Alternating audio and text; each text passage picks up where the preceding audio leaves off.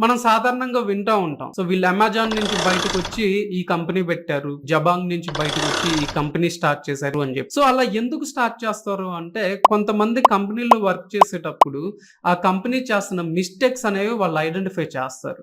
So ఆ business opportunity వాళ్ళకి తెలుస్తదనమాట. అది ఆ కంపెనీలు గ్రహించలేవు. ఎంప్లాయీస్ గ్రహిస్తారు.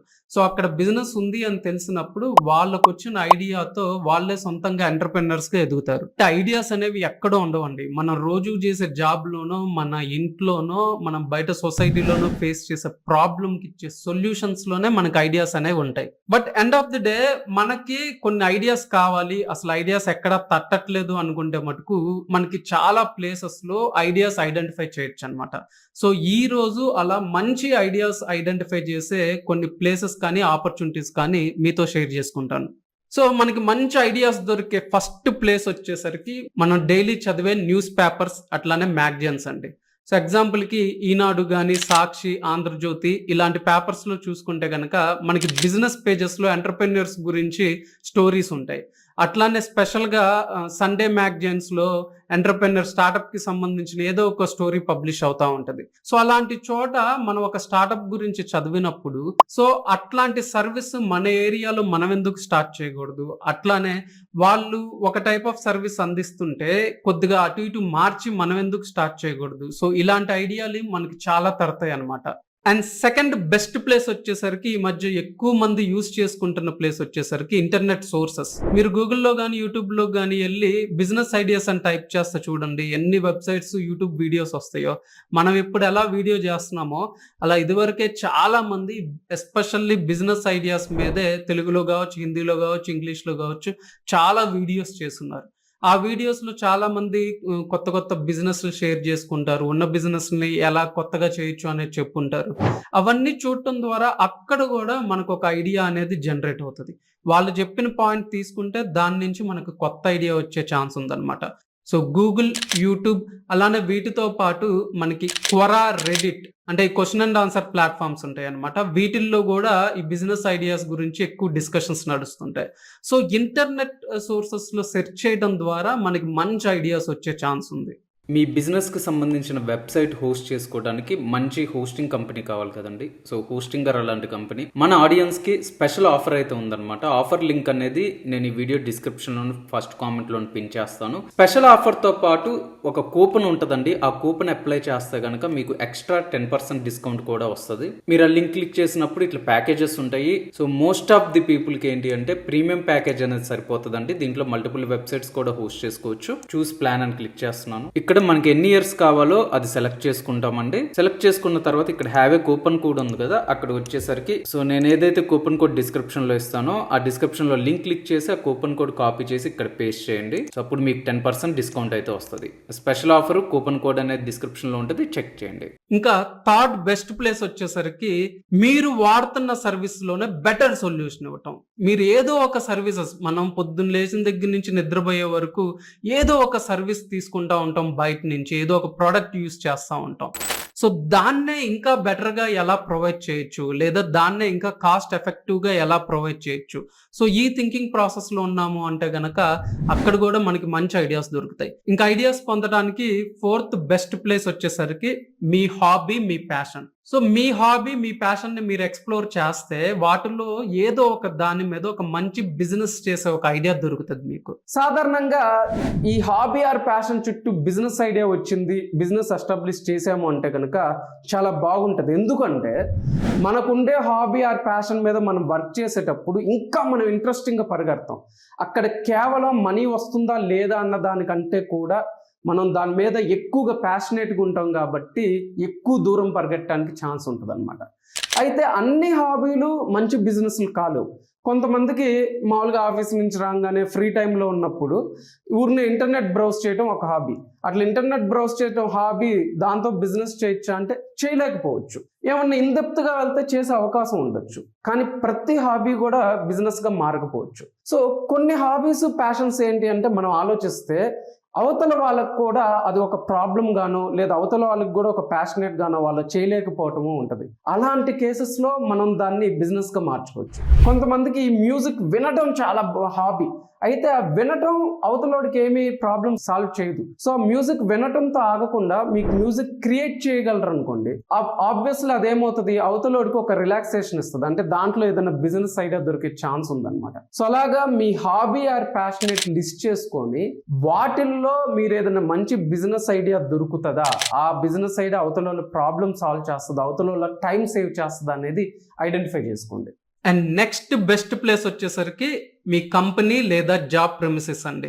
సాధారణంగా మన కంపెనీలో ఏంటంటే లంచ్ టైంలో కానీ స్నాక్స్ టైంలో కానీ ఎంప్లాయీస్ అందరం కూర్చొని డిస్కస్ చేసుకుంటూ ఉంటాం. ఏంటి ఆ కంపెనీలో మనకి నచ్చని విశేషాలు, మన మేనేజర్స్ మనం ప్రెషర్ చేసే కావచ్చు, స్ట్రెస్ గురించి కావచ్చు, వీటన్నిటి గురించి డిస్కస్ చేసుకుంటాం. ఆ టైంలో మనం గమనిస్తే కనుక ఎక్కువగా మాట్లాడుకునేది ఆ కంపెనీలో ఉండే ఫ్లాస్ గురించే. సో ప్రతి కంపెనీ కూడా ఏంటంటే వాళ్ళకున్న అందరు క్లయింట్స్ని సాటిస్ఫై చేయలేరు, అట్లానే వాళ్ళకున్న అన్ని సర్వీసెస్ ఫుల్ ఫ్లెడ్జ్డ్గా ఎస్టాబ్లిష్ చేయలేరు. సో అక్కడ మైనస్ పాయింట్స్ కనుక మనం ఐడెంటిఫై చేసి వాటికి మనం బెటర్ సొల్యూషన్ ఇచ్చే ఛాన్స్ ఉందా లేదా అనేది చూసుకోవాలి. సో ప్రతి కంపెనీలో మనకి చాలా డిపార్ట్మెంట్స్ ఉంటాయి కదా, హ్యూమన్ రిసోర్స్ ఉంటాయి, అకౌంటింగ్ ఉంటాయి, ఫైనాన్స్ ఉంటుంది, టెక్నాలజీ ఉంటుంది, కస్టమర్ సర్వీస్ ఉంటుంది, ఇట్లా చాలా డిపార్ట్మెంట్స్ ఉంటాయి. సో ప్రతి డిపార్ట్మెంట్లో ఏం ఇష్యూస్ ఉన్నాయి, ఆ ఇష్యూ మీద మనం ఏదన్నా సొల్యూషన్ మనం ప్రొవైడ్ చేయొచ్చా, దాన్ని బిజినెస్గా మనం టర్న్అవుట్ చేసుకోవచ్చా అనేది థింక్ చేయొచ్చు. సో అక్కడ అడ్వాంటేజ్ ఏమవుతుంది అంటే మనం జాబ్ చేస్తున్నాం కాబట్టి ఆ సెక్టార్ మీద మనకి ఎక్స్పీరియన్స్ ఉంటుంది, మనకి నాలెడ్జ్ ఉంటుంది. ఇంకా నెక్స్ట్ బెస్ట్ ప్లేస్ ఐడియా రావడానికి ఈగో. సో ఈగో హర్ట్ అయినా కానీ ఆ టైంలో కూడా ఎక్సలెంట్ బిజినెస్ ఐడియాస్ వస్తాయి. దీనికి రియల్గా జరిగిన ఒక కేస్ స్టడీ చెప్తాను. Ferrari, Lamborghini. మామూలుగా ఫెరారీ, ల్యాంబోర్గిని అనేవి కార్ల పేర్లే కాదండి, ఆ ఫౌండర్ నేమ్స్ కూడా. సో ఈ ల్యాంబోర్గిని ఆయన ఏం చేశాడంటే ఫస్ట్లో ఫెరారీ కారు వాడేవాడు. అయితే ఆ కార్లో ఏదో తనకి ప్రాబ్లం అనిపించి ఆ ఫెరారీ ఫౌండర్ దగ్గరికి వెళ్ళి నేను ఈ కార్లో క్లచ్లో ఇట్లా ప్రాబ్లం ఉంది అని చెప్పాడు. అప్పుడు ఫెరారీ ఆయన ఏం చేశాడంటే వెటకారంగా ఒక మాట అన్నాడు అనమాట, అది క్లచ్లో ప్రాబ్లం కాదు, ఇట్లాంటి ఖరీదైన కార్లు వాడటం నీకు అలవాటు లేదు, అందుకనే నీకు అది ప్రాబ్లం అనిపిస్తుంది అన్నాడు. దాంతో ఈ ల్యాంబోర్గినికి ఈగో హర్ట్ అయింది. నన్ను ఇంత మాట అంటాడా, సో ఎందుకు ఇదే ఉండాలి, దీనికి పోటీగా ఇంకోటి ఎందుకు ఉండకూడదు, నేనే స్టార్ట్ చేస్తాను ఒక స్పోర్ట్స్ కార్ అని ల్యాంబోర్గిని స్టార్ట్ చేశాడు. తను స్టార్ట్ చేసినప్పుడు ఇండస్ట్రీ మొత్తం నమ్మలేదు, ఫెరారీ అప్పటికే చాలా పాపులర్, దానికి పోటీగా నిలబడుతుందా అని.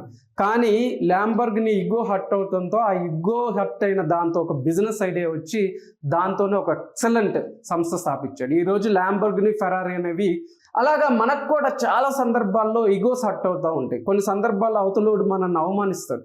ఆ సందర్భాల్లో మనం ఏమనుకుంటాం, లేదు మనం చెయ్యాలి అనుకుంటాం, కానీ తర్వాత చల్లబడిపోతాం. కొంతమంది మటుకు తమ ఈగో హర్ట్ అయినప్పుడు ఆ ఈగో నుంచి ఒక మంచి బిజినెస్ ఐడియాతో ముందుకు వెళ్తారనమాట. సో అందుకనే ఈసారి ఎప్పుడైనా మిమ్మల్ని ఎవరైనా అవమానించినా, మీ ఈగో హర్ట్ అయినా కోపం తెచ్చుకొని బీపీ తెచ్చుకునే బదులు దాంతో ఒక బిజినెస్ ఐడియా వస్తుందేమో ఆలోచించండి. అక్కడ ఒక స్పార్క్ దొరికింది అంటే కనుక మనం ఈజీగా ముందుకెళ్ళచ్చు. సో ఇంకా లాస్ట్ వన్ చూస్తే అండి, the best idea, wonderful idea, excellent idea రావాలి అంటే గనక అదేంటో కాదండి, మనకుండే ప్రాబ్లం, ఆ ప్రాబ్లంకి మనం ఇవ్వాలి అనుకున్న సొల్యూషన్. ఎందుకంటే ఆ ప్రాబ్లం డెప్త్ ఏంటో మనకు తెలుసు, దానికి సొల్యూషన్ ఎలా ఉంటే మనం సాటిస్ఫై అవుతాము అనేది కూడా మనకు తెలుసు.